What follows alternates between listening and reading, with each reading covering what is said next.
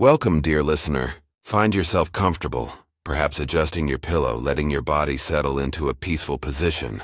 Tonight we journey back through millennia to explore the fascinating civilization of the Dacians, an ancient people whose story deserves to be remembered. Let their history carry you gently into restful sleep. Long before recorded time, the Carpathian mountains stood as silent guardians over a land that would become home to remarkable people. The territory we call Dacia stretched across what is modern-day Romania and parts of surrounding regions. Rivers flowed through verdant valleys, forests covered hillsides, and beneath the earth lay treasures of gold and silver that would shape destinies.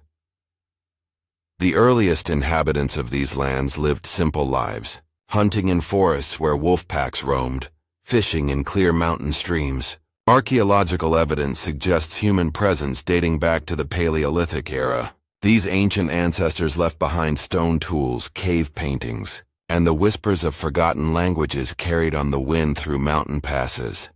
As centuries melted into one another like morning mist, these communities evolved. The Neolithic period brought agriculture to the Carpathian basin. People learned to cultivate crops in fertile soil, domesticate animals, and establish permanent settlements. Pottery appeared, decorated with geometric patterns that hint at emerging cultural identity. Life moved with the rhythm of seasons, plantings, and harvests under endless skies. The Bronze Age illuminated Dacia with transformative change. Metalworking knowledge arrived through trade routes connecting distant civilizations.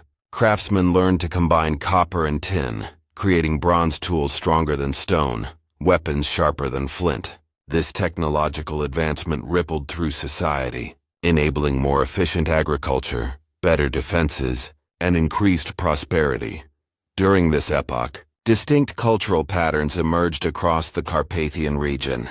Burial mounds dotted the landscape, containing grave goods that reveal beliefs about afterlife and social hierarchy. Bronze ornaments, weapons, and pottery discovered in these tumuli demonstrate sophisticated artistic sensibilities.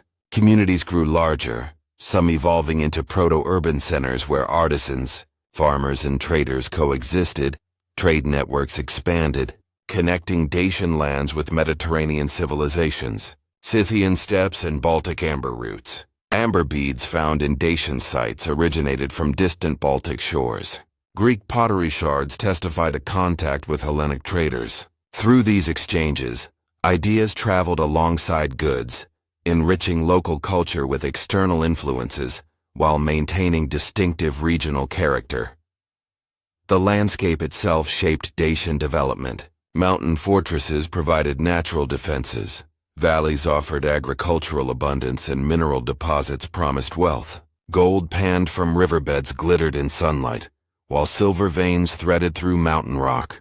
These resources would eventually attract the attention of mighty empires, but for now, they belonged to peoples developing their own unique identity. The Dacians emerged as a distinct group within the broader Thracian cultural sphere. Thracian peoples inhabited vast territories across southeastern Europe, sharing linguistic roots, religious practices, and material culture. Ancient Greek historians noted Thracians as fierce warriors, skilled horsemen, and devotees of mysterious religious rites. Herodotus, the Greek father of history, wrote about Thracian tribes in the 5th century BCE. He described their customs, noting their prowess in battle and reverence for certain deities. The Getae, often identified with or closely related to the Dacians, particularly captured Greek attention. These northern Thracian tribes demonstrated remarkable resilience and military capability.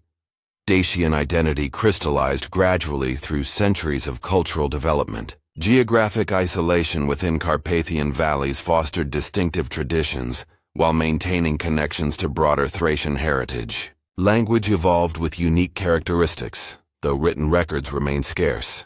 Most knowledge comes from Greek and Roman sources, archaeological discoveries, and linguistic reconstruction. Religious beliefs centered on nature worship and celestial observation. The Dacians revered Zalmoxis, a deity associated with immortality and sky. According to Herodotus, some Thracians believed Zalmoxis promised eternal life to faithful followers. Religious ceremonies involved ritual practices that scandalized or fascinated Greek observers, including nocturnal gatherings and symbolic death and rebirth ceremonies. Social structure featured aristocratic warriors, priests holding spiritual authority, free farmers cultivating land, and craftsmen producing goods. This hierarchy maintained stability while allowing social mobility through martial prowess or religious service. Chiefs led individual tribes, their authority reinforced by military success and perceived divine favor. As the Iron Age progressed, Dacian political organization grew increasingly sophisticated. Individual tribes began coalescing under stronger leadership. The abundance of iron ore in Carpathian regions revolutionized warfare and agriculture. Iron plows broke soil more effectively, iron swords proved deadlier than bronze, and iron armor offered better protection. By the 1st century BCE, a powerful kingdom emerged under visionary leadership. This consolidation occurred partly in response to external threats. Celtic tribes migrated through the region, sometimes clashing with Dacians, other times intermarrying and sharing cultural practices. To the south, Greek colonies established along the Black Sea coast engaged in trade, but also represented potential threats. The most significant external pressure came from expanding Roman power. Rome's appetite for conquest seemed insatiable, legions marching ever outward, bringing Mediterranean civilization at sword point. Dacian leaders recognized that survival required unity. Scattered tribes might fall individually, but a unified kingdom could resist even Rome's mighty legions. Fortifications multiplied across strategic locations. Hilltop settlements expanded into impressive fortresses with stone walls, watchtowers, and defensive ditches. These strongholds protected communities during conflict, while serving as administrative centers during peace. The engineering skill displayed in their construction reveals sophisticated understanding of defensive architecture and military strategy. Agricultural production intensified to support growing populations and military forces. Terraced hillsides maximized arable land, irrigation systems channeled water to fields, and storage facilities preserved grain against famine or siege. Metalworking workshops produced weapons, tools, and ornaments. Trade brought wealth that funded further expansion and military preparation. Around 82 BCE, a leader emerged who would transform Dacian destiny. Burebista rose to power through a combination of martial ability, political acumen, and religious authority. Under his rule, disparate Dacian tribes united into a formidable kingdom that dominated the region and commanded respect from distant powers. Burebista's reforms touched every aspect of Dacian society. He reorganized the military along more disciplined lines, creating a standing army capable of coordinated campaigns, rather than relying solely on tribal levies. Training emphasized unit cohesion, tactical flexibility, and the effective use of Dacian weapons including the fearsome phalanx, a curved sword capable of splitting Roman helmets and severing limbs through armor. Religious reform accompanied military transformation. Burebista allied with Decebalus, a high priest whose spiritual authority complemented royal power. Together, they implemented strict moral codes, reportedly banning wine to maintain discipline and focus. Religious observances reinforced social cohesion and legitimized political authority. The king's connection to divine will made disobedience not just political rebellion, but spiritual transgression. Territorial expansion proceeded rapidly. Burebista's armies swept through neighboring regions, subduing rival tribes and incorporating them into his growing realm. To the west, Celtic settlements fell under Dacian control. Southward expansion reached Greek colonies on the Black Sea coast, bringing wealthy trading cities into the kingdom's orbit. At its zenith, Burebista's kingdom stretched from the Danube to the Dniester, from Carpathian heights to coastal plains. This expansion alarmed Rome. Julius Caesar himself planned a major expedition against Burebista, recognizing the Dacian kingdom as a serious threat to Roman interests in the Balkans. However, fate intervened. In 44 BCE, conspirators assassinated Caesar in Rome's Senate. That same year, Burebista fell to assassins' blades. Whether through internal conspiracy or external plot remains debated by historians. Without their charismatic leader, the unified Dacian kingdom fragmented. Regional chieftains reasserted independence, dividing the territory into smaller kingdoms. Yet Burebista's legacy endured. He demonstrated what Dacian unity could achieve, establishing traditions and institutions that successors would revive. The memory of his reign inspired later generations seeking to restore Dacian greatness. Following Burebista's death, Dacia entered decades of fragmentation. 4 or 5 separate kingdoms emerged from the unified realm, each ruled by descendants or former generals of the great king. These successor states maintained Dacian culture and traditions while pursuing independent policies, sometimes cooperating, often competing. Archaeological evidence from this period shows continued prosperity despite political division. Fortified settlements remained occupied, trade networks functioned, and craft production flourished. Gold and silver jewelry of exceptional quality demonstrates artistic achievement. Pottery styles evolved, incorporating influences from Greek, Celtic, and Roman sources while retaining distinctive Dacian characteristics. Relations with Rome grew increasingly complex. Some Dacian rulers adopted pro-Roman stances, seeking alliances and trading privileges. Others maintained hostility, conducting raids across the Danube into Roman provinces. Rome responded inconsistently, sometimes mounting punitive expeditions, other times offering subsidies to friendly kings, occasionally intervening in Dacian succession disputes. The Danube frontier became a zone of constant interaction and occasional conflict. Roman merchants traveled into Dacian territory, exchanging Mediterranean goods for gold, silver, and slaves. Dacian warriors served as mercenaries in Roman armies, learning legion tactics while maintaining cultural identity. Diplomatic missions traveled both directions, though language barriers and cultural differences often complicated negotiations. Internal conflicts sometimes erupted between rival Dacian kingdoms. Border disputes, resource competition, and personal ambitions drove these conflicts. However, the shared threat from Rome generally prevented sustained warfare. Dacian rulers recognized that excessive internal conflict would only weaken everyone against the common danger lurking beyond the Danube. In 87 CE, a new leader emerged who would rival Burebista's achievements. Decebalus, whose name meant strong as 10 men, rose to power in one of the Dacian kingdoms. Through diplomatic skill and military success, he gradually reunited Dacian territories, restoring something approaching Burebista's unified realm. Decebalus combined strategic brilliance with administrative competence. He reorganized the army, incorporating lessons learned from observing Roman legions while maintaining traditional Dacian fighting methods. Fortifications received attention, with existing strongholds strengthened and new fortresses constructed at strategic locations. The capital at Sarmizegetusa Regia became a magnificent center of political and religious authority.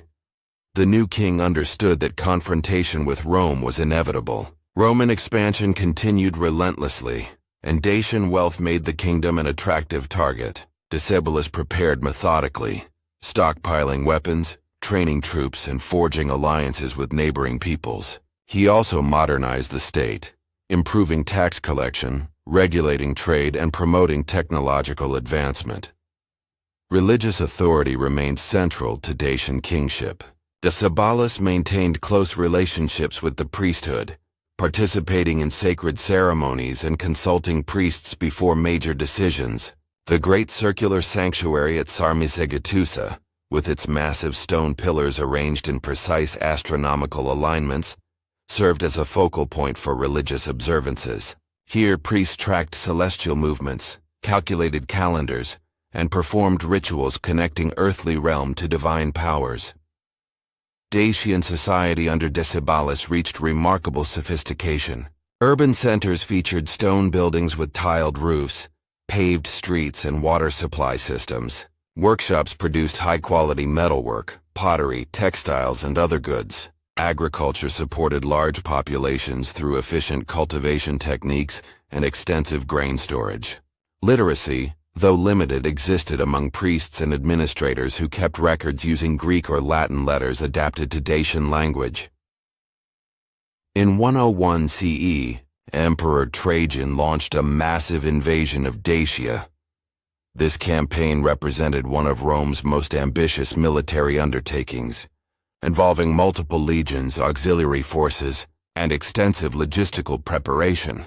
Trajan recognized that conquering Dacia would require sustained effort against a formidable opponent. The Roman army assembled along the Danube included some of Rome's finest legions, supplemented by cavalry, archers, and siege equipment.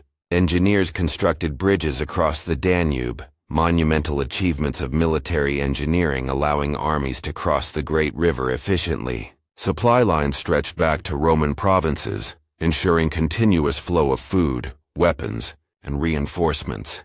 Decebalus adopted a defensive strategy, leveraging Dacia's mountainous terrain and fortified positions. Rather than meeting Romans in open battle where legion discipline dominated, Dacian forces conducted ambushes, night raids, and tactical withdrawals. Mountain passes became killing zones where smaller Dacian forces inflicted casualties on Roman columns stretched along narrow paths.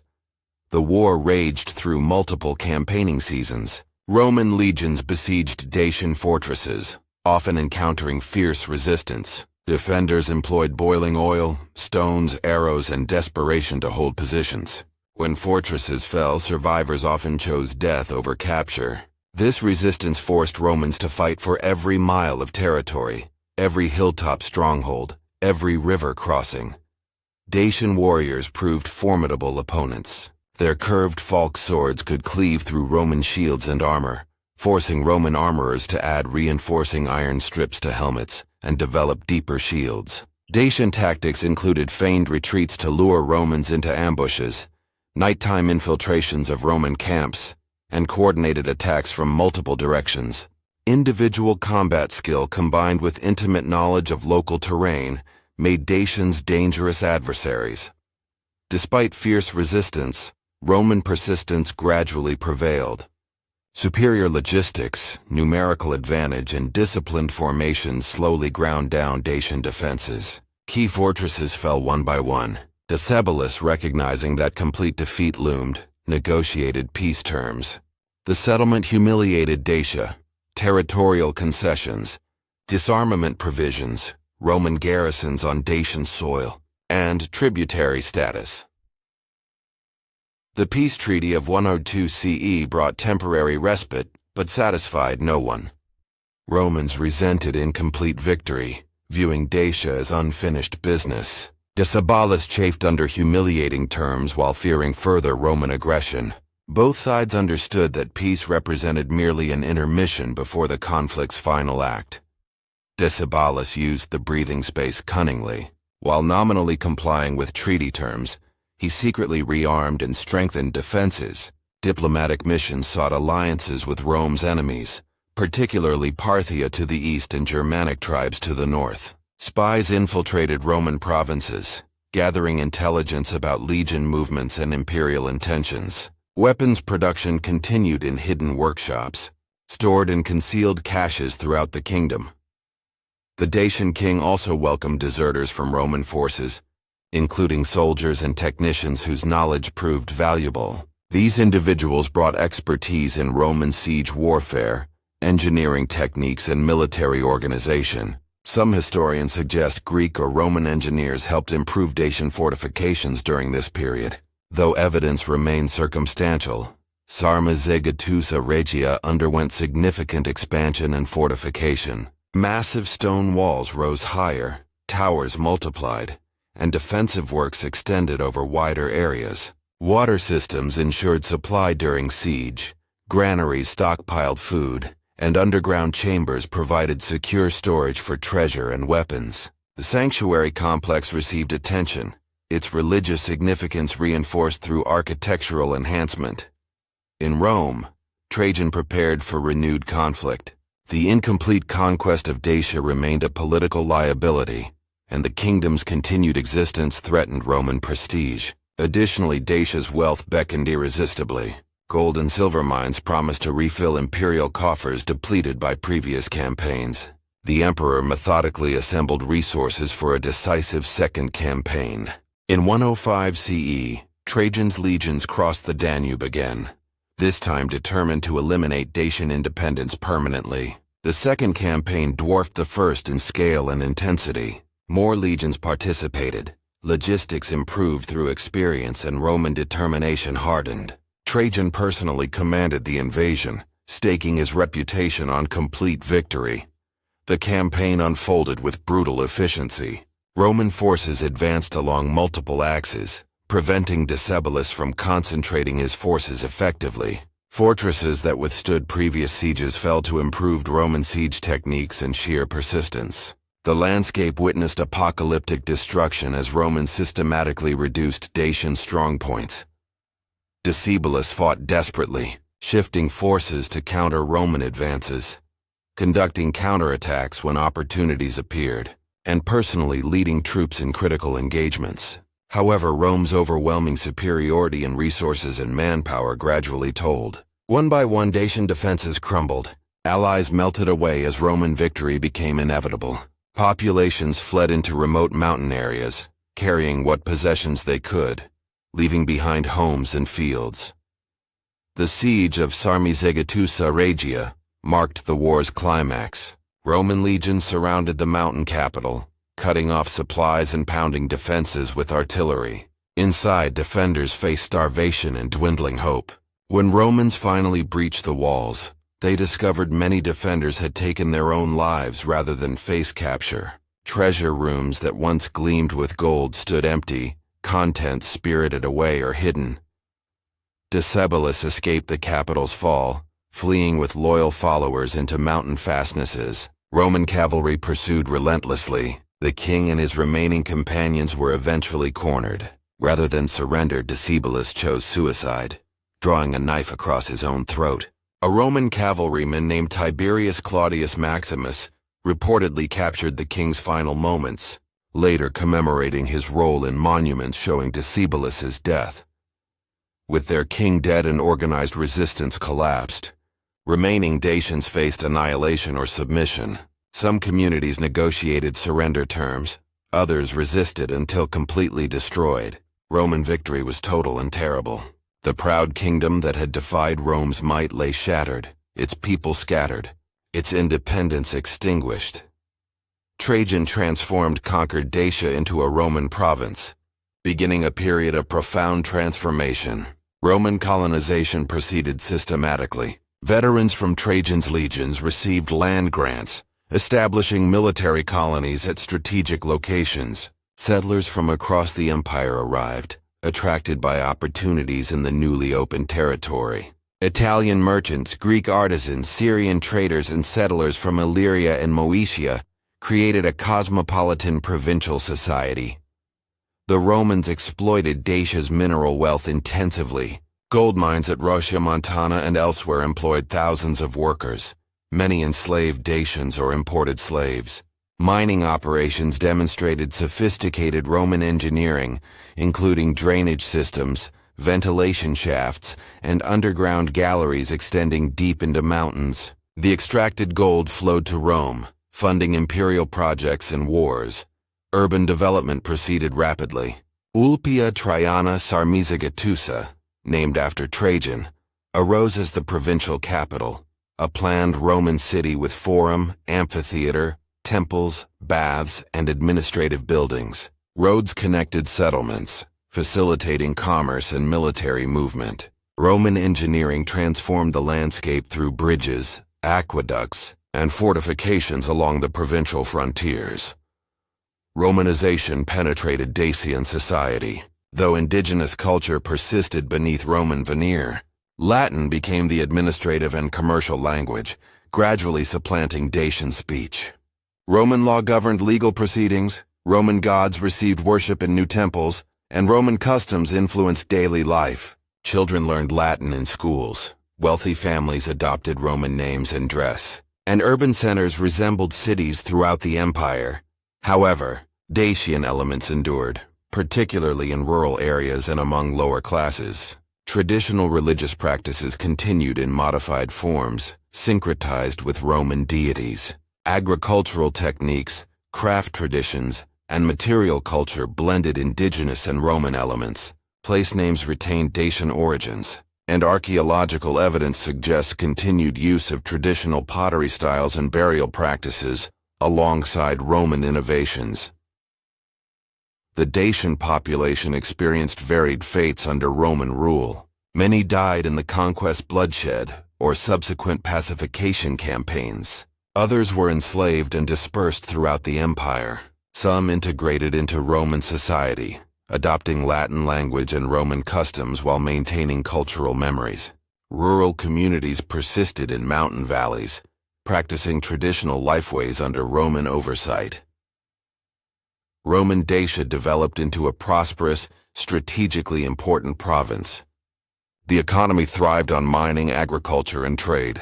Beyond gold and silver, mines produced iron, copper, salt, and other minerals. Forests provided timber for construction and fuel. Agriculture flourished in river valleys and lowland areas, producing grain, livestock, and wine. Cities and towns dotted the province, connected by Roman roads facilitating commerce and communication. Ulpia Traiana Sarmizegetusa exemplified Roman urban planning with its grid-patterned streets, public buildings, and amenities.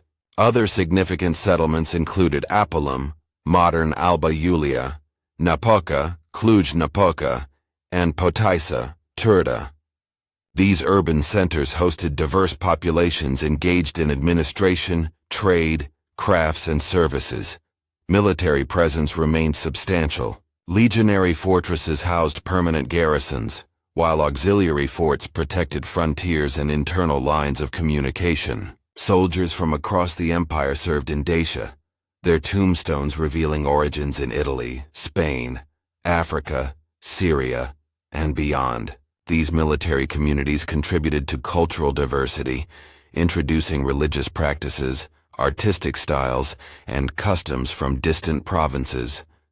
Social stratification characterized provincial society. Roman officials and wealthy colonists occupied the upper stratum, enjoying privileges and controlling resources. Military veterans formed a respected middle class, rewarded with land and citizenship. Free provincial populations included farmers, artisans, and merchants of varying prosperity. Slaves, many of Dacian origin, performed labor in mines, agricultural estates, and urban households. Religious life blended Roman, Dacian, and Eastern traditions. Jupiter, Mars, and other Roman gods received worship in official temples. Mystery religions from the East, particularly Mithraism, attracted followers especially among soldiers. Dacian deities persisted under Roman names or in syncretized forms. Funerary practices reveal diverse beliefs about afterlife, from Roman cremation to indigenous burial customs. Despite prosperity, Roman Dacia faced constant security challenges. The province formed a salient extending beyond the Danube, surrounded by unconquered peoples and exposed to raids. Germanic Marcomanni and Quadi tribes threatened from the west, Sarmatian Yazyges from the Hungarian plain, and free Dacians who escaped Roman conquest lurked in mountains beyond provincial borders. The Marcomannic Wars during Marcus Aurelius's reign, 166 to 180 CE, brought existential threat. Germanic and Sarmatian tribes launched coordinated attacks, breaching Danube frontiers and ravaging provinces. Roman Dacia experienced raids and invasions, requiring desperate defensive efforts. The emperor himself campaigned along the Danube for years, gradually restoring security but at tremendous cost. Rome responded to frontier insecurity by constructing extensive fortifications. Watchtowers, palisades, and earthworks protected vulnerable areas. Signal stations enabled rapid communication of threats. Frontier forces maintained constant vigilance, patrolling borders and conducting reconnaissance beyond provincial limits. Despite these efforts, complete security remained elusive.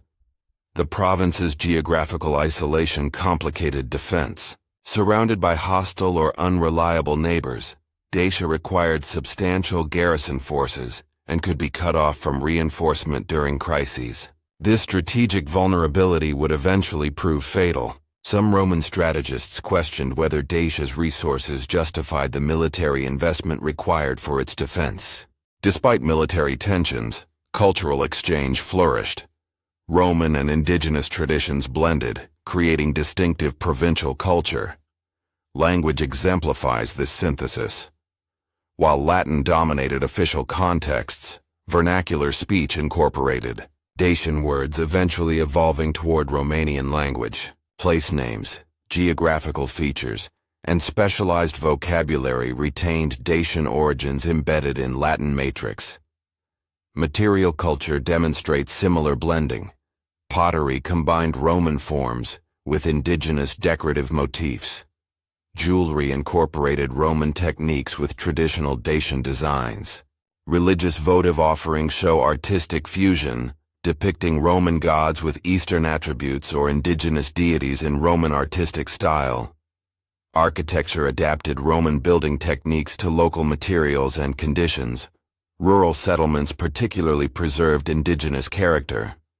Villages maintained traditional layouts and construction methods, using timber and thatch rather than Roman stone and tile. Agricultural practices combined Roman innovations like improved plows with traditional cultivation patterns. Seasonal festivals merged Roman calendrical celebrations with indigenous agricultural rituals. This cultural synthesis created resilient hybrid society, capable of adapting to changing political circumstances. When Roman authority eventually withdrew, the cultural foundations laid during Roman rule persisted, shaping subsequent developments. The Latin linguistic legacy particularly proved enduring, becoming foundational to Romanian language development. The 3rd century brought catastrophic challenges to Roman Dacia and the entire empire. Political instability racked Rome as emperors rose and fell in rapid succession, often through military coups. Civil wars diverted legions from frontier defense, creating opportunities for external enemies. Economic crisis destabilized society through inflation, taxation, and declining trade. Dacia experienced these crises acutely. Positioned on exposed frontiers, the province faced intensifying barbarian pressure precisely when Roman defensive capabilities weakened. Gothic tribes migrating from northern regions crossed the Danube and raided extensively. Carpathians attacked from the east. Sarmatian cavalry swept across plains. These raids devastated countryside, destroyed settlements, and undermined provincial economy. Archaeological evidence reveals mounting insecurity. Many rural settlements were abandoned during this period. Urban centers contracted behind stronger fortifications. Coin hoards buried and never recovered suggest populations fleeing danger. Building activity declined dramatically. The vibrant provincial culture that flourished during the 2nd century withered under constant threat. Roman emperors struggled to maintain Dacia. Gallienus, 253–268 CE, faced multiple frontier crises simultaneously and lacked resources to adequately defend all threatened provinces. Dacia's strategic value diminished as other regions faced comparable threats while being more defensible. The province's exposed position made it increasingly expensive to hold relative to its economic returns. Between 271 and 275 CE, Emperor Aurelian made the painful decision to abandon Dacia north of the Danube. This withdrawal represented unprecedented strategic retreat, abandoning a province conquered at enormous cost and held for over 160 years. Aurelian recognized that defending Dacia absorbed disproportionate military resources needed elsewhere, and that the province's exposed position made sustainable defense impossible, given empire-wide challenges. The evacuation proceeded systematically where possible, chaotically where necessary. Roman administration withdrew south of the Danube. Military garrisons evacuated forts and fortresses. Civilian populations were encouraged to relocate to safer provinces south of the river. Aurelian established a new province called Dacia, south of the Danube in Moesia and Thrace, providing refuge for evacuees and maintaining nominal continuity. However, not all inhabitants departed. Many people, particularly rural populations, remained in their ancestral homes despite Roman withdrawal. Archaeological evidence suggests continued occupation of settlements after 271 CE, with material culture showing both continuity and adaptation. These remaining populations maintained Romance language and cultural elements while adapting to changed political circumstances. The withdrawal marked the end of Roman Dacia but not the end of Roman influence in the region. Latin-speaking communities persisted, eventually evolving into Romanian people. The synthesis of Roman and indigenous elements created during provincial period provided cultural foundation that endured subsequent invasions and migrations. Throughout Roman occupation, communities of free Dacians persisted beyond provincial borders or in remote mountain areas within the province. These groups maintained traditional culture, language, and social organization. Roman sources occasionally mention them, usually in context of raids or diplomatic contacts. Archaeological sites in Carpathian valleys reveal settlements preserving pre-conquest material culture long after Roman conquest. Free Dacians represented continuity of indigenous tradition despite Roman domination. They practiced traditional agriculture, maintained pre-Roman religious observances, and preserved oral histories and legends. Some communities likely harbored hostility toward Rome, nursing memories of conquest and lost independence. Others developed pragmatic relationships, trading with Roman settlements and occasionally serving as auxiliary troops. After Roman withdrawal, these free Dacian communities faced new circumstances. Without Roman authority, political organization evolved based on indigenous traditions and practical necessities. Tribal structures re-emerged or persisted, led by chiefs whose authority derived from lineage, martial ability, or religious status. Some communities likely welcomed returning provincials, integrating them into existing social structures. The free Dacians contributed significantly to continuity between ancient Dacia and medieval Romanian principalities. They preserved linguistic elements, cultural memories, and social patterns that influenced subsequent developments. While their specific history remains largely obscure due to lack of written records, their presence ensured that Dacian heritage persisted beyond Roman provincial period. After Roman withdrawal, the Carpathian region entered the tumultuous migration period. Successive waves of migrating peoples swept through the area, each leaving cultural imprints. Goths, Huns, Gepids, Avars, Slavs, and others established temporary dominions before moving on or being displaced by subsequent arrivals. These migrations transformed the region's demographic and cultural landscape. Gothic kingdoms emerged in former Roman territories, including areas north of the Danube. Hunnic invasions in the 5th century devastated established settlements and displaced populations. The Gepids established a kingdom in Transylvania briefly. Avar dominance followed, lasting into the 8th century. Slavic migrations particularly impacted the region. Slavic peoples settled extensively throughout the Balkans and Carpathian areas during the 6th and 7th centuries.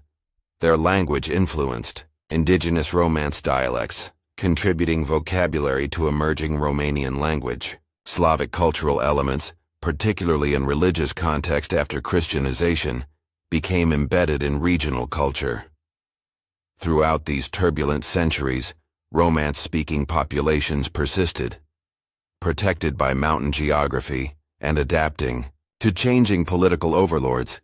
Communities maintained Latin-derived language and cultural continuity, linking them to Roman provincial period. This persistence represents remarkable resilience, ensuring that Dacian and Roman heritage survived to influence later Romanian identity. The Dacian civilization, though conquered and transformed, left enduring legacies. Most significantly, the synthesis of Dacian and Roman elements created the foundation for Romanian identity. The Romanian language, a Romance tongue derived from Provincial Latin incorporating Dacian substrate elements, testifies to this synthesis. No other Romance language developed so far from Mediterranean heartlands, surrounded by Slavic, Hungarian, and Germanic languages. Medieval Romanian principalities emerging in the 13th and 14th centuries inherited and reinterpreted Dacian memory. Chronicles and legends reference Dacian ancestors, sometimes conflating them with Romans or emphasizing continuity. National mythology incorporated Dacian elements alongside Roman heritage, creating foundation myths, connecting modern populations to ancient inhabitants. Archaeological discoveries beginning in the 19th century restored physical evidence of Dacian civilization.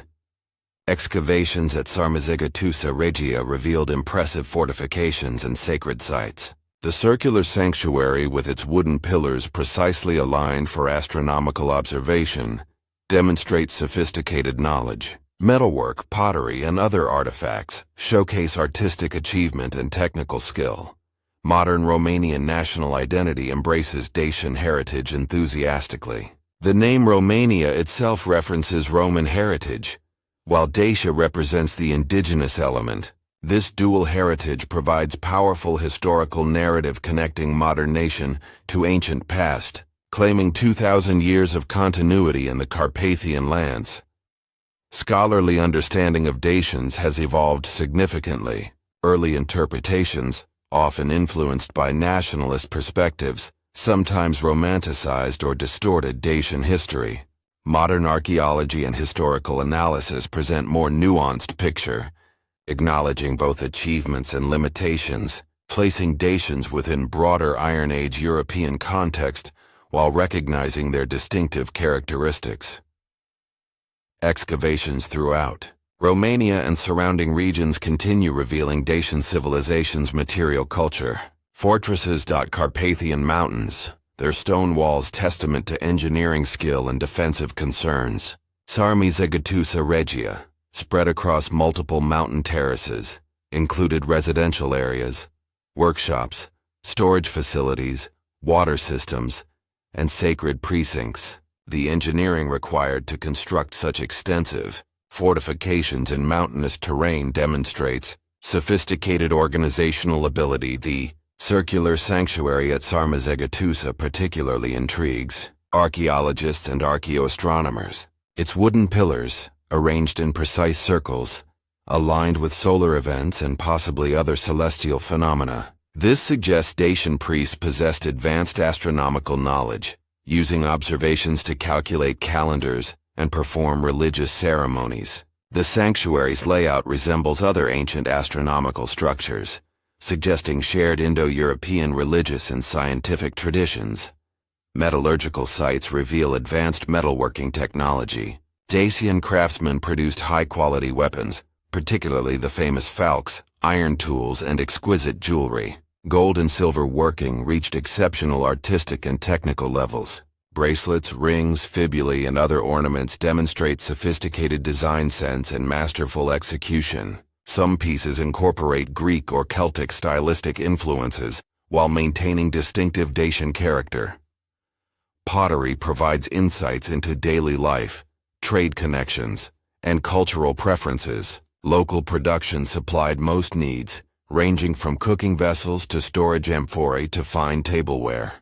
Wheel-thrown pottery demonstrates technical proficiency. Decorative motifs include geometric patterns, stylized plants and animals, and occasionally human figures. Imported pottery from Greek colonies appears in elite contexts, revealing trade relationships and status display. Burial practices illuminate beliefs about death and afterlife.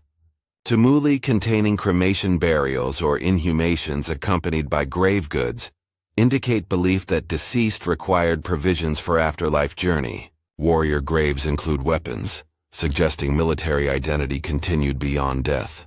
Wealthier burials contain jewelry, fine pottery, and sometimes imported objects, revealing social hierarchies and trade networks. Military prowess defined Dacian reputation in ancient world. Greek and Roman sources consistently emphasize Dacian martial abilities, describing fierce warriors skilled in combat and difficult to defeat. Dacian military success derived from several factors: intimate knowledge of terrain, effective weapons and tactics, high morale rooted in religious beliefs, and competent leadership. The falk stands as the iconic Dacian weapon. This curved single-edged sword or polearm could measure up to 1 meter long.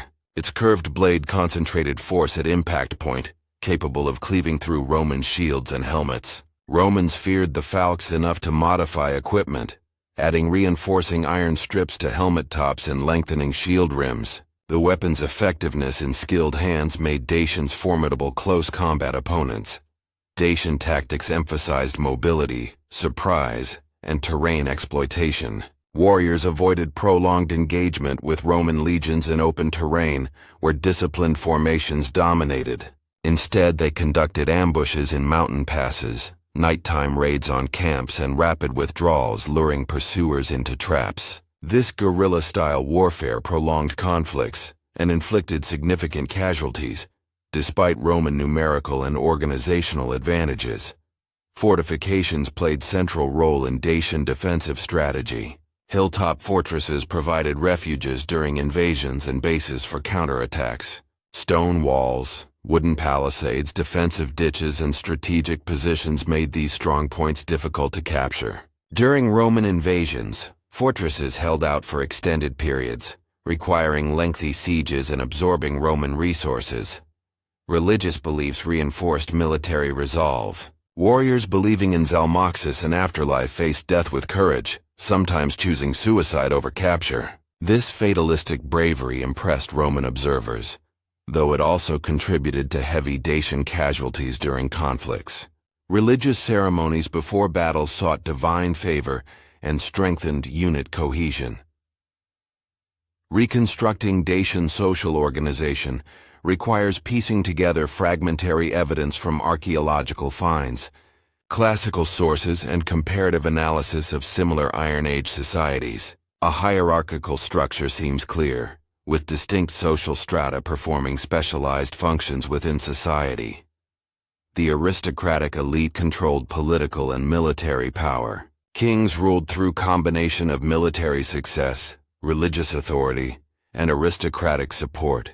Below kings, noble families provided military commanders, administrators, and diplomatic representatives. Aristocratic status likely derived from lineage, though martial achievement could elevate individuals. These elites lived in better constructed dwellings, wore fine jewelry, possessed superior weapons, and enjoyed greater access to imported luxuries. The priesthood wielded significant influence separate from, yet complementary to, political power. Priests interpreted divine will, performed sacred ceremonies, maintained astronomical observations, and preserved traditional knowledge. Their religious authority legitimized royal rule while also potentially constraining royal actions. The close relationship between Burebista and the high priest Decebalus exemplifies this partnership between temporal and spiritual authority. Free farmers and herders constituted the majority population. These people cultivated fields, tended livestock, and provided the economic foundation supporting aristocratic and priestly classes. They lived in villages or scattered farmsteads, dwelling in timber structures with thatched roofs. Most possessed modest material wealth but enjoyed personal freedom. During wartime, they served as militia, bringing their own weapons and fighting under aristocratic commanders. Craftsmen occupied specialized positions within society. Blacksmiths, goldsmiths, potters, weavers, and other artisans produced goods essential for daily life and elite display. Their technical skills commanded respect and likely provided economic security. Some craftsmen worked exclusively for aristocratic patrons, while others produced goods for broader markets. Archaeological evidence suggests certain workshops produced standardized items in considerable quantities. Slaves existed within Dacian society, though their numbers and conditions remain uncertain. Prisoners of war, criminals, or debtors might be enslaved. Slaves likely performed agricultural labor, domestic service, and other menial tasks. However, slavery in Dacian society probably differed from later Roman chattel slavery, perhaps allowing more possibilities for manumission or social mobility. Dacian religious beliefs centered on nature worship, celestial observation, and belief in afterlife. While written Dacian religious texts do not survive, Greek and Roman accounts provide glimpses, supplemented by archaeological evidence and comparative analysis with related Indo-European traditions. Zalmoxis occupied central position in Dacian pantheon. Classical sources describe him variously as god, prophet, or deified hero. Herodotus recounts that some Thracians believed Zalmoxis promised immortality to faithful followers. Religious ceremonies allegedly included ritual simulations of death and resurrection, symbolizing spiritual transformation and preparation for afterlife. The extent to which all Dacians worshipped Zalmoxis versus specific tribes or regions remains debated. Nature deities likely received worship, reflecting agricultural societies' dependence on natural cycles. Sun, moon, earth, rivers, mountains, and forests probably possessed sacred significance. Certain locations, mountain peaks, springs, groves, may have served as sacred sites where ceremonies occurred. The prominent role of circular sanctuaries suggests celestial observation held religious importance, connecting earthly and cosmic realms.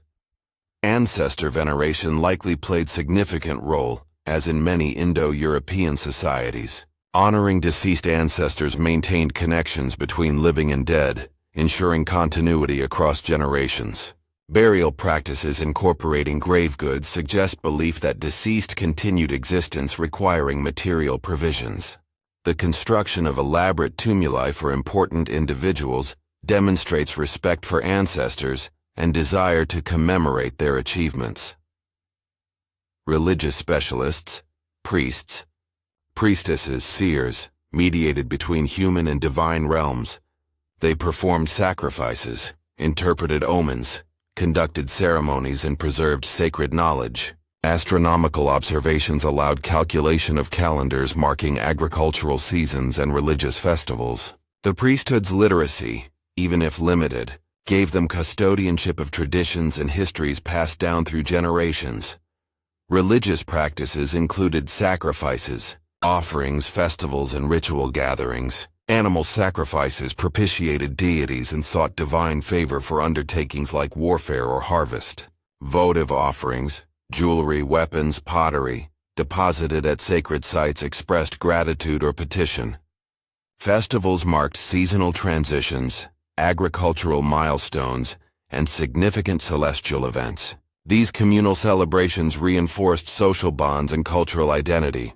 The belief in afterlife profoundly influenced Dacian behavior, particularly military conduct. Warriors who died bravely in battle expected favorable afterlife, encouraging courage and self-sacrifice. This belief system created formidable military adversaries willing to fight to death rather than surrender. Roman sources frequently commented on Dacian fearlessness in combat, attributing it to religious convictions about immortality. Dacian economy rested primarily on agriculture and animal husbandry, supplemented by mining, crafts, and trade. The fertile river valleys and plateaus supported cultivation of cereals, wheat, barley, millet, along with legumes and vegetables. Orchards produced fruit, and viticulture occurred in suitable areas. Agricultural surplus supported urban populations, specialist craftsmen, military forces, and enabled trade. Animal husbandry provided meat, dairy products, wool, leather, and transportation. Cattle, sheep, goats, pigs, and horses populated Dacian farms. Horses held particular importance for transportation, warfare, and status display. Aristocrats rode quality horses and cavalry forces relied on well-bred mounts. Pastoral activities allowed exploitation of mountain pastures unsuitable for cultivation. Mining represented crucial economic sector, providing both utilitarian metals and valuable commodities for trade. Iron ore extraction supplied raw material for tools, weapons, and agricultural implements. Gold occurred in river alluvial deposits and underground veins, particularly in western Transylvania. Silver mining complemented gold extraction. Salt, essential for food preservation and highly valued in trade, was mined at multiple locations. Metalworking transformed raw materials into finished products. Blacksmiths forged agricultural tools, weapons, and iron hardware. Goldsmiths and silversmiths crafted jewelry, ornaments, and prestige items. The technical skill displayed in surviving artifacts demonstrates sophisticated metallurgical knowledge, including techniques like filigree, granulation, and lost wax casting. Master craftsmen probably trained apprentices, passing specialized knowledge across generations. Other crafts contributed to economic vitality. Potters produced vessels for cooking, storage, and serving. Some pottery was wheel-thrown and fired in kilns, indicating specialized production. Textile production employed wool, linen, and possibly hemp, creating clothing, blankets, and other fabric goods. Woodworking provided construction materials, furniture, tools, and wooden vessels. Leatherworking produced footwear, garments, armor components, and various utilitarian items. Trade networks connected Dacia with distant regions. Greek colonies on the Black Sea coast served as major trade partners, exchanging Mediterranean products, wine, olive oil, fine pottery, luxury goods for Dacian resources, particularly gold, silver, and slaves. Celtic regions to the west traded metalwork, salt, and other goods. Scythian and Sarmatian peoples on the steppes engaged in horse trading and cultural exchange. Roman conquest intensified trade while altering its character.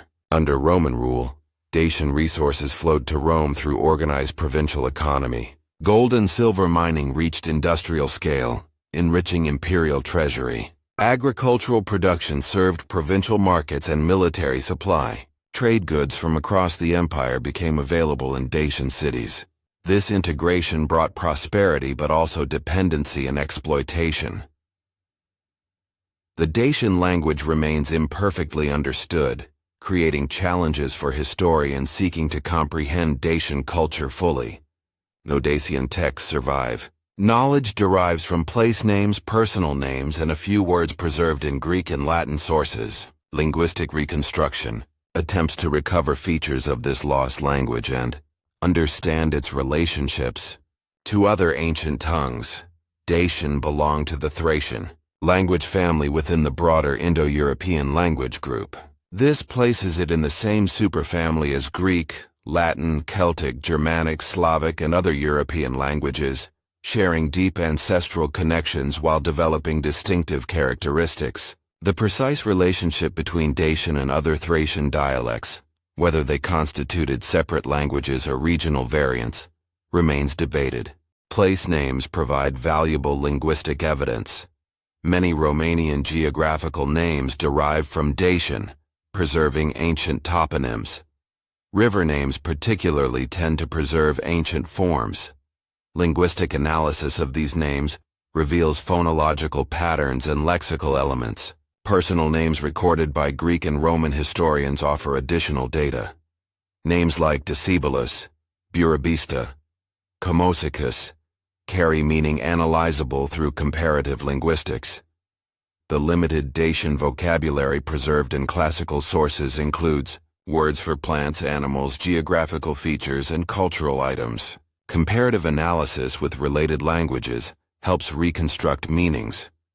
For example, some Dacian words show similarities to Baltic or Albanian languages, suggesting ancient connections between geographically separated peoples sharing distant ancestral ties. Whether Dacians possessed writing systems remains uncertain. No inscriptions in indigenous Dacian script have been discovered. However, the priesthood's astronomical knowledge and need for record-keeping suggest some form of written notation may have existed, perhaps using Greek letters adapted to Dacian sounds or indigenous symbols not preserved in durable materials. Roman period inscriptions from Dacia occasionally include Dacian personal or place names spelled in Latin alphabet. The Romanian language represents the most significant legacy of Dacian linguistic heritage. Romanian evolved from the Vulgar Latin, spoken in Roman Dacia, but incorporated Dacian substrate elements. This substrate influenced Romanian phonology, grammar, and vocabulary in subtle but measurable ways. Approximately 160 Romanian words are considered of Dacian origin, mostly relating to pastoral life, plants, and terrain features. Dacian artistic expression manifested in metalwork, pottery, textiles, architecture, and personal adornment. While monumental sculpture and painting did not survive in significant quantities, decorative arts demonstrate sophisticated aesthetic sensibilities and technical mastery. Metalwork jewelry represents Dacian art at its finest. Spiral bracelets, of silver or gold, often ending in stylized animal heads, exemplify characteristic designs. These bracelets required advanced techniques, hammering and twisting metal into complex forms. Surface decoration included geometric patterns, animal motifs, and occasionally vegetal designs. The interplay between form and decoration created visually striking pieces serving both ornamental and status signaling functions. Torques, rigid neck rings, appeared in elite contexts, probably signifying high social rank. These impressive pieces, crafted from silver or gold, featured elaborate terminals and surface decoration. The weight and precious metal content represented substantial wealth concentration. Warriors and aristocrats wore torques as visible markers of status and achievement. Fibulae, ornamental pins fastening garments, ranged from simple functional items to elaborate artistic creations. Bronze, silver, or gold fibulae featured various designs, geometric patterns, stylized animals, human figures. Regional and chronological variations in fibula styles allow archaeologists to date sites and trace cultural influences. Some fibulae incorporated glass or semi-precious stone inlays, adding color and brilliance. Pottery, though less glamorous than metalwork, reveals much about daily life and aesthetic preferences. Wheel-thrown vessels displayed smooth surfaces and regular forms. Decoration included incised geometric patterns, stamped designs, and painted motifs. Color ranged from black or gray burnished ware to red or brown oxidized ceramics. Certain vessel forms, storage jars, cooking pots, drinking cups, served specific functions, their shapes refined through generations of use. Architectural decoration, though largely disappeared, left traces in surviving foundations and fragments. Stone blocks sometimes bore carved designs. Wooden architectural elements, though not preserved, probably featured carving and painting. The major sanctuaries likely incorporated artistic elements enhancing their sacred atmosphere and visual impact. Body adornment extended beyond jewelry to include clothing, hairstyles, and possibly tattooing or body painting. Classical sources occasionally describe Dacian appearance, though these accounts mix observation with stereotype. Men reportedly wore long hair and beards. Aristocrats distinguished by elaborate grooming. Clothing combined tunics, trousers, and cloaks, adapted to climate and social context. Brightly colored or patterned textiles probably signaled wealth and status. The Dacian fortresses scattered throughout the Carpathian mountains stand as the most impressive surviving monuments of Dacian civilization. These defensive complexes combined military functionality with political symbolism, demonstrating engineering capability and organizational power. 6 major fortress complexes in the Orăștia Mountains, including Sarmizegetusa Regia, received UNESCO World Heritage status, recognizing their historical significance and archaeological value. These fortresses occupied strategic mountain positions, commanding valleys and controlling access routes. Natural defenses, steep slopes, cliffs, ravines, enhanced artificial fortifications. Construction techniques varied based on terrain and fortress function. Murus Daciacus, the Dacian wall, represented the most sophisticated fortification method. This technique involved constructing parallel stone-facing walls filled with earth and rubble, reinforced with horizontal timber beams. The timber framework provided flexibility, absorbing impact, while the stone faces presented formidable barriers. These walls could reach several meters in height and considerable thickness. Fortress layouts reflected defensive priorities and administrative needs. Outer walls enclosed extensive areas containing military structures, residential buildings, workshops, storage facilities, and cisterns or springs ensuring water supply during sieges. Some fortresses featured multiple defensive circuits, creating concentric protection rings. Gates controlled access, often designed with indirect approaches forcing attackers to expose vulnerable flanks. Sarmizegetusa Regia exemplified Dacian fortress architecture at its zenith. Spread across mountain terraces at approximately 1,200 meters elevation, the complex combined defensive, residential, religious, and administrative functions. The sacred precinct contained circular sanctuaries, rectangular temples, and other religious structures. Residential quarters housed aristocratic families and administrative personnel. Workshops supported craftsmen serving royal court. Storage facilities held supplies sustaining populations during sieges. The fortresses served multiple purposes beyond military defense. They functioned as administrative centers from which kings governed territories. Religious ceremonies occurred within sacred precincts, connecting political authority to divine sanction. Elite residences within fortifications allowed aristocratic families to live securely while displaying status through elaborate dwellings. During peacetime, fortresses served as symbols of royal power, their impressive walls and commanding positions reinforcing political authority. The astronomical alignments incorporated into Dacian religious structures suggest sophisticated understanding of celestial phenomena. The circular sanctuary at Sarmizegetusa Regia particularly demonstrates this knowledge. Archaeological and archaeoastronomical studies reveal precise orientation toward solar events. The sanctuary consisted of timber pillars, arranged in multiple concentric circles. The largest circle measured approximately 30 meters in diameter, containing dozens of wooden columns. Smaller internal circles created nested patterns. Stone blocks marked certain positions, possibly indicating significant astronomical alignments. The entire structure functioned as both religious temple and astronomical observatory. Alignments corresponded to solar solstices and equinoxes, marking the turning points of the year. These observations enabled accurate calendar maintenance, crucial for agricultural scheduling and religious festival timing. The ability to predict seasonal changes enhanced priestly authority and demonstrated connection to cosmic order. Beyond solar observations, the Dacians may have tracked lunar cycles, planetary movements, and stellar patterns. Indo-European religious traditions often incorporated celestial mythology, personifying heavenly bodies as deities or divine manifestations.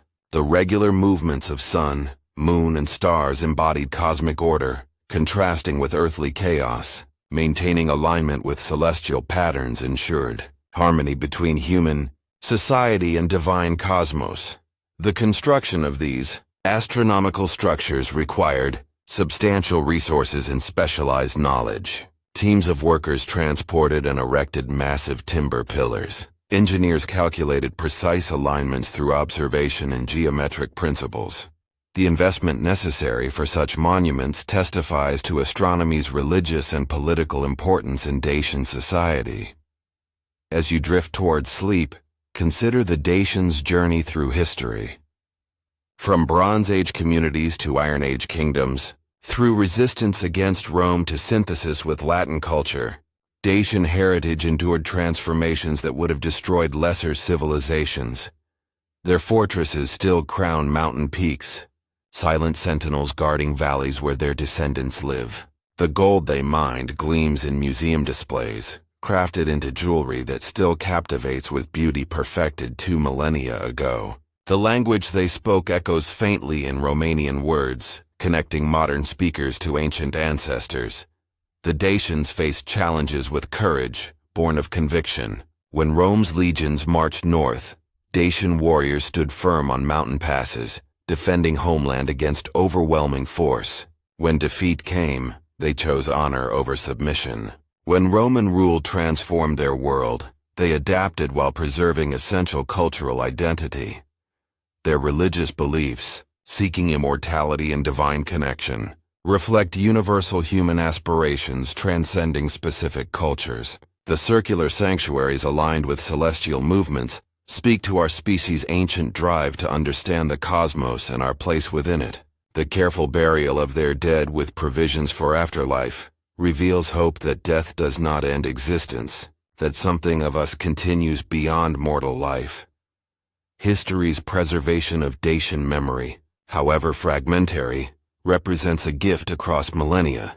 We can walk among their ruins, touch stones they quarried, admire jewelry their craftsmen created. Archaeological discoveries continuously reveal new details, expanding our understanding. Each artifact recovered tells part of their story, adding threads to the tapestry of human experience.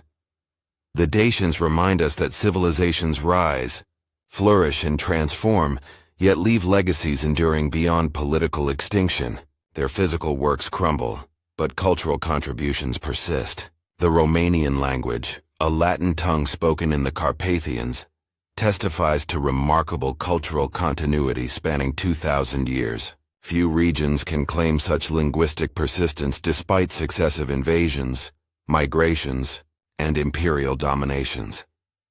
Their story also illustrates patterns recurring throughout history: the tension between powerful empires and independent peoples, the devastating cost of resistance against overwhelming force, the resilience of cultures adapting to conquest while maintaining identity. These themes resonate across centuries, connecting ancient Dacians to countless peoples facing similar challenges throughout human history.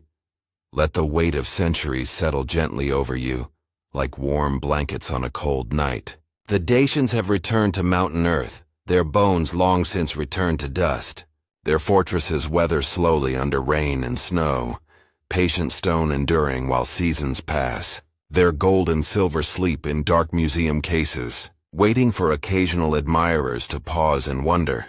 But their story lives on, carried forward by those who remember, who study, who share their history with others. Tonight, you have walked with them through time, witnessed their triumphs and tragedies, understood something of their world. This connection across millennia represents history's deepest magic, the ability to touch minds long vanished, to see through eyes closed centuries ago, to feel echoes of hearts that ceased beating generations past. As sleep approaches, picture the Carpathian mountains under starlight, forests breathing in darkness, rivers flowing as they have for millennia. Somewhere in those mountains stand the ruins of Sarmizegetusa Regia, stones remembering the footsteps of Decebalus and his people. The circular sanctuary, though its wooden pillars rotted away long ago, still marks the spot where priests observe celestial movements, seeking divine patterns in the wheeling stars. The story of the Dacians is complete for tonight. Their journey from ancient times to Roman conquest, their cultural legacy persisting through centuries of transformation, their monument standing as testimony to human creativity and determination. All this we have explored together. Now rest. Let the story settle into your mind's deeper layers, where memories form and dreams begin. The Dacians lived, loved, fought, built, believed, and ultimately joined the great river of humanity flowing through time. Their lives held meaning, their choices mattered. Their civilization contributed beauty and knowledge to the world. Sleep peacefully, knowing that across the vast expanse of human history, the Dacians took their place with dignity, courage, and remarkable cultural achievements. Their story deserves remembrance, and tonight you have given them that gift. Good night, dear listener. May you drift into restful sleep accompanied by images of mountain fortresses, circular sanctuaries beneath wheeling stars, and the quiet pride of a people who stood firm against the tide of empire. The Dacians rest now in history's embrace, and so may you rest in peaceful slumber. Sleep well.